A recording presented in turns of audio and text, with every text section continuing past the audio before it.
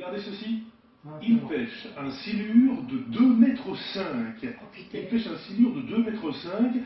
L'histoire se déroule à Saint-Georges-sur-Meuse, enfin sur la Meuse, très exactement, entre Huy et Amet. C'est l'histoire d'un certain Carlo qui, pendant 20 minutes, a fait cette prise. Alors en voyant ça, on s'est dit, 2,5 m, donc c'est ma taille. Hein. Je me lève. Vous voyez, je suis même plus grand. Plus grand que la caméra. Donc 2,5 m, c'est énorme. En voyant ça, on s'est dit, est-ce que ce silure pèse très très lourd? Est-ce que le pêcheur l'a mangé? Est-ce que le pêcheur l'a tué? Eh ben, c'est le pêcheur en personne, Carlo Cimino, qui nous a envoyé sa réponse, filmée avec son GSM. Salut les gens, je réponds à vos questions. Donc le poisson devrait faire plus ou moins 70 kg. Il a été remis à l'eau, bien évidemment. Je fais de la pêche en no-kill. Donc toutes mes prises repartent dans le milieu naturel. C'est pas si habituel que ça de trouver des aussi gros poissons. Ça n'arrive pas tous les jours.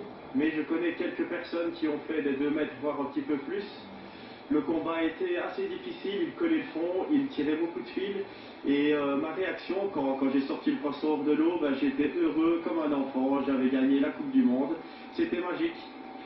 A plus.